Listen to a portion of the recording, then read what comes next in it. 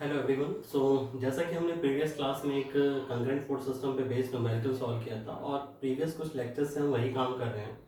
तो आज हम एक और न्यूमेरिकल जो कि कह सकते हैं कि एक तरीके से सेकंड लास्ट क्वेश्चन होगा और एक इम्पॉर्टेंट न्यूमेरिकल है, छोटा सा इम्पॉर्टेंट कॉन्सेप्ट है, उसको पहले समझते हैं और उसके बाद में कंकरेंट फोर्स सिस्टम पे बेस्ड न्यूमेरिकल सॉल्व करते हैं।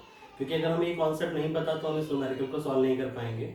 और ये न्यूमेरिकल जो है मई 2003 के पेपर में, जो आपका यूनिवर्सिटी एग्जाम का प्रीवियस एग्जाम का जो पेपर है उसमें ये क्वेश्चन आ चुका है। ठीक है ना, तो ध्यान रखिए, कभी हो सकता है may be in future same type का क्वेश्चन जो आपसे पूछा जा सके। तो कॉन्सेप्ट क्या है, बेसिकली प्रॉब्लम क्या है, एक स्फीयर है यहाँ पर जिसका वेट है 40 न्यूटन का और ये स्मूथ कह सकते हैं एक वी ग्रूव है जिसका एक एंगल यहाँ पे इंक्लाइंड प्लेन का 60 डिग्री और एक 30 है हॉरिजॉन्टल से, उसमें स्फीयर रखा हुआ है। और साथ ही साथ यहाँ पर एक स्प्रिंग है और वो स्प्रिंग क्या है, कंप्रेस्ड है। ठीक है ना, ये इस पे एक तरीके से कंप्रेसिव फोर्स जो है वो एक्सर्ट कर रहा है। बेसिकली जो स्प्रिंग है इसकी इनिशियल लेंथ जो है वो 150 mm है। आफ्टर कंप्रेशन इसकी लेंथ कितनी बच जाती है, 100 mm जो है वो रह जाती है। तो हमें यहाँ पे बेसिकली इस क्वेश्चन में सबसे इंपॉर्टेंट चीज है ये स्प्रिंग जो है, इस स्प्रिंग में जो फोर्स डेवलप हो रहा है कंप्रेसिव फोर्स, उसकी वैल्यू क्या होगी। अगर हमें वो पता लग जाए तो हम इस क्वेश्चन को आगे आसानी से सॉल्व कर सकते हैं। क्योंकि बाकी रिमेनिंग प्रॉब्लम अगर मैं स्प्रिंग को हटा दूं तो ये क्वेश्चन तो आप आसानी से सॉल्व कर ही सकते हैं। ठीक है ना, क्योंकि सिंपल हमें फ्री बॉडी डायग्राम ड्रॉ करना है और आगे की तरफ हम इस क्वेश्चन को फर्दर सॉल्व कर पाएंगे। हम इसका कॉन्सेप्ट जो उसको समझते हैं। तो सबसे पहले ध्यान रखिएगा, जो कॉन्सेप्ट है वो हमारे पास है स्प्रिंग फोर्स।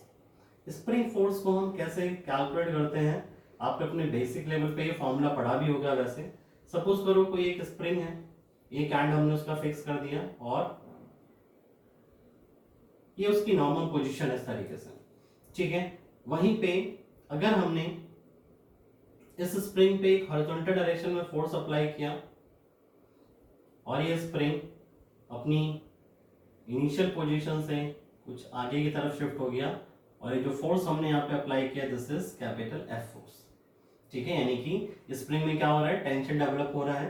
तो ये जो डिस्टेंस थी इनिशियली हम बोल सकते हैं कि लेट सपोज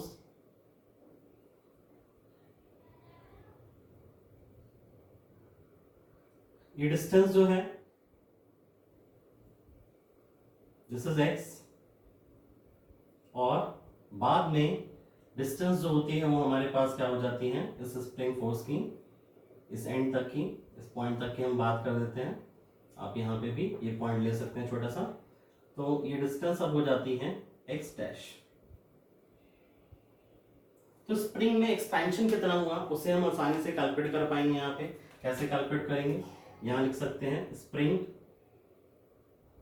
एक्सपेंशन जो कि क्या हो जाएगा, फाइनल लेंथ जो भी हमें दिख रही है उसमें से इनिशियल को माइनस कर दीजिए तो हमारे पास दिस वैल्यू, इसको हम डेल्टा एक्स से भी डिनोट करते हैं कभी कभी, तो this will be equal to delta x, हमने इसको बोल दिया। ठीक है, अब अगर मुझे स्प्रिंग कांस्टेंट, ध्यान रखिएगा स्प्रिंग कांस्टेंट ऑब्लिक स्टिफनेस अगर मुझे पता है, जिसको कि हम स्मॉल के से डिनोट करते हैं और इसका जो यूनिट होता है दैट इज न्यूटन। अगर फोर्स को हम न्यूटन में रिप्रेजेंट कर रहे हैं और डिस्टेंस को एमएम में, तो न्यूटन पर एमएम जो है इसका क्या हो जाएगा, एक तरीके से यूनिट हो जाएगा। तो जो स्प्रिंग फोर्स होता है उसे हम लिखते हैं कैसे, capital F, this is equal to F S से हम डिनोट कर देते हैं and this is K into delta x, this is the spring force value. ध्यान रखिएगा, अगर यहां पर जैसे हमने इस स्प्रिंग में भी एक्सपेंशन दिखाया, अगर स्प्रिंग एक्सपेंड न करके कंप्रेस हो रहा है यानी कि एक्स डैश की वैल्यू एक्स से कम है, कंप्रेशन का मतलब, ठीक है, ये स्प्रिंग को इस तरीके से कंप्रेस होगा तो इसकी लेंथ क्या होगी, कम होगी। तो हमें जो इनिशियल लेंथ था उसमें से मतलब लार्जर में से कम को माइनस करना होगा, तो डेल एक्स की वैल्यू हमें वहां से उस तरीके से मिलेगी। लेकिन स्प्रिंग फोर्स हमारे पास ऐसे ही हम देंगे, बस डायरेक्शन क्या हो जाएगा उसका, रिवर्स डायरेक्शन हम यहाँ पे डिनोट करेंगे। तो यहाँ पे वही चीज हम बात करते हैं, इस पर्टिकुलर केस के लिए हम स्प्रिंग फोर्स की जो वैल्यू है उसको कैलकुलेट कर लेते हैं। तो स्प्रिंग फोर्स हमारे पास इस पर्टिकुलर न्यूमेरिकल के लिए कितना हो जाएगा, that is K into delta x और के की जो वैल्यू है दिस इज एफ एस। के की वैल्यू हमें गिवन है, देखिए 2 न्यूटन पर मीटर, तो this is 2 into del x की वैल्यू इनिशियल लेंथ कितनी थी 150, फाइनल कितनी हो गई 100 mm, तो चेंज ऑफ लेंथ कितना हो गया 50 mm। जब सॉल्व करेंगे तो दिस इज 100 न्यूटन का जो स्प्रिंग फोर्स है वो यहाँ पे ऐड कर रहा है, ये हमें पता होना चाहिए। अब हमारे पास बाकी काम आसान रह गया, ठीक है ना। हमने इस स्फीयर का फ्री बॉडी डायग्राम ड्रॉ करते हैं पहले, और फ्री बॉडी डायग्राम के लिए हमने इसका वेट वर्टिकल डाउनवर्ड डायरेक्शन में, यहाँ पर ये सेंटर है इसका सी, और इस पॉइंट से एक रिएक्शन फोर्स जो कि हमारा सेंटर से पास करेगा, and the point is capital A, contact surface के परपेंडिकुलर ये रिएक्शन, तो हमने आर ए से डिनोट कर दिया। दूसरा रिएक्शन फोर्स इस बी पॉइंट से ऐड कर रहा होगा, जो कि अगेन कॉन्टैक्ट सरफेस के परपेंडिकुलर, और उसका डायरेक्शन क्या होगा, एक तरीके से 90 डिग्री हम यहाँ पे डिनोट करेंगे। कहां से 90 डिग्री, कॉन्टैक्ट सरफेस के 90 डिग्री, ठीक है, दिस पॉइंट इज 90 डिग्री। और लॉ ऑफ ट्रांसवर्सिबिलिटी को यूज करते हुए हम इस फोर्स को यहाँ पे दिखा रहे हैं इस तरीके से, and this is R B, जो कि मैं पहले आपको एक्सप्लेन भी कर चुका हूँ। अब इसके अलावा और कोई फोर्स हमें यहाँ पे दिख रहा होगा, यस, ये जो स्प्रिंग फोर्स है यहाँ से इस पॉइंट से, ठीक है ना, डाउनवर्ड डायरेक्शन में ऐड करता हुआ, ठीक है, तो हम इस लाइन के अलाउंग बात करते हैं डॉटेड लाइन से, और स्प्रिंग फोर्स भी डाउनवर्ड डायरेक्शन में हो जाएगा, and this is F S value, ठीक है ना, डब्ल्यू और साथ ही साथ एफ एस, दोनों सेम डायरेक्शन में।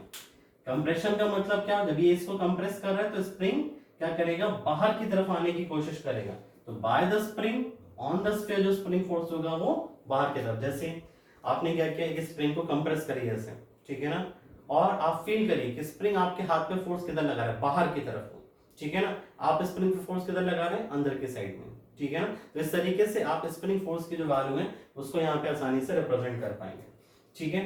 तो अब हम यहाँ पे क्या करते हैं, अगेन जैसा कि हमें पहले से मालूम है कि हमने पॉइंट सी पर जहाँ पे ये फोर्सेस कंकरेंट है उस पॉइंट पर एक हॉरिजॉन्टल और वर्टिकल डॉटेड लाइन बना ली। और एंगल्स के लिए देखिए ध्यान से, ये एंगल बड़ी आसानी से हमें यहाँ पे एंगल्स मिल जाएंगे। This angle will be equal to what, this is 30 degree, जो कि हम ऑलरेडी कई बार डिस्कस कर चुके हैं, and this angle will be equal to what, this is 60 degree will be angle, ठीक है ना, क्योंकि यहाँ से जो मिलने वाला रिएक्शन फोर्स होगा इस वाले इंक्लाइंड प्लेन से, वो वर्टिकल से इतना एंगल बनाएगा जितना कि हॉरिजॉन्टल से ये इंक्लाइंड प्लेन बना रहा है, ठीक है ना। तो हम फोर्स का स्टैटिक मतलब इक्विलिब्रियम जो है उसको कंसीडर करके उसे सॉल्व करते हैं। तो नेक्स्ट लाइन में लिखिए, फॉर स्टैटिक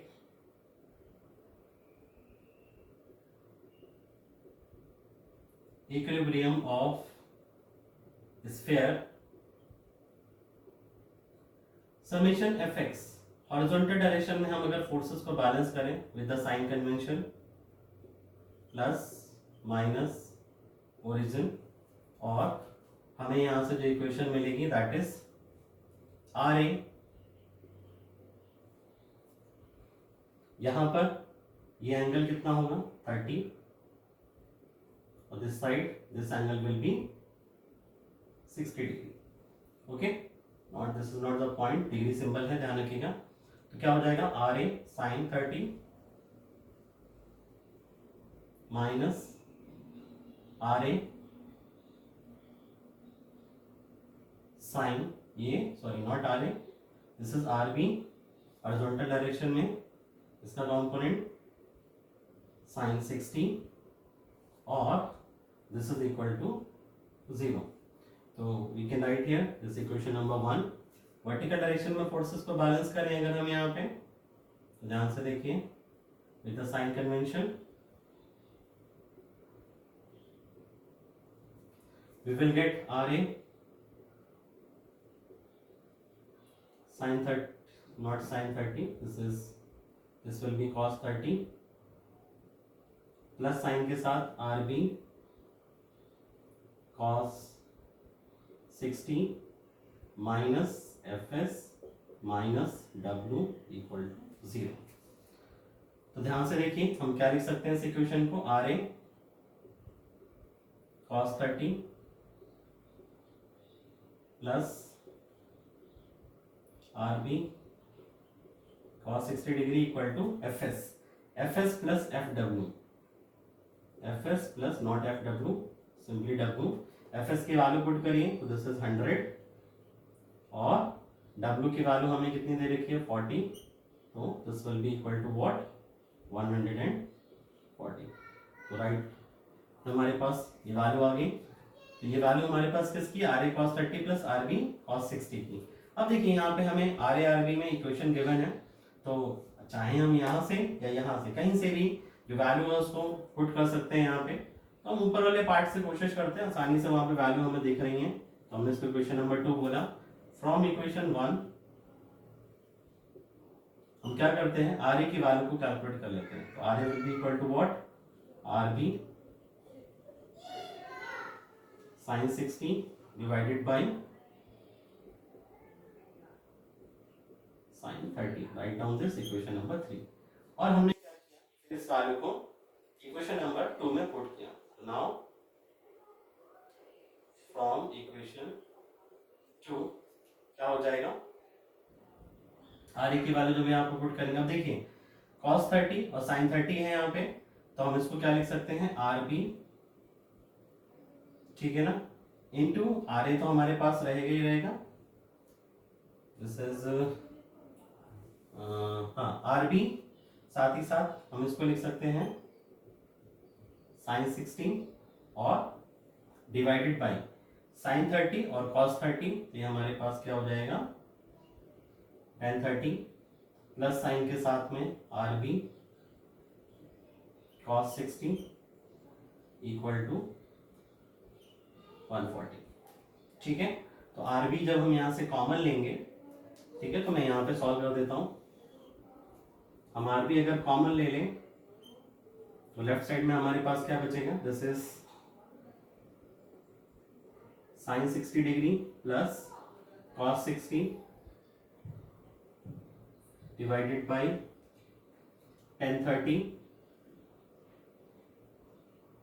और साथ ही साथ इस cos से ये tan 30 का क्या हो जाएगा मल्टीप्लाई हो जाएगा, क्योंकि हमने क्या किया वहां पे एलसीएम ले लिया है यहाँ पे, and this is equal to what 140। जब हम सॉल्व करेंगे तो यहां से हमें आरबी की वैल्यू मिलेगी, और आरबी की वैल्यू क्या होगी वो हम कैलकुलेट कर लेते हैं। दिस इज सिंपली 140 और ये 10 इधर जाके मल्टीप्लाई हो जाएगा, तो this is 140 into 10 of 30 equal two divided by sin 60 and plus sine के साथ cos 60 मल्टीप्लाइड बाई 10 30, तो दिस इज 70। तो आरबी की जो वैल्यू हमें यहाँ पे मिलेगी this is equal to 70 newton. Exact ये वैल्यू आपको मिल रही है 70 newton. I have the answer of this question, मैं चेक कर लेता हूँ। यस करेक्ट, तो दिस इज आरबी 70। और इसी तरीके से कौन सी इक्वेशन फ्रॉम इक्वेशन 3, तो हम यहाँ पे लिखते हैं फ्रॉम इक्वेशन 3 सॉल्व करिए, तो हमें वहां से आर ए की वैल्यू मिल जाएगी। आरबी की वैल्यू यहाँ पे जब हम पुट करेंगे तो ये हमारे पास कितना है 70, और क्या हो जाएगा this is 70 into sin 60 and divided by sin 30 degree. This is 121.24 Newton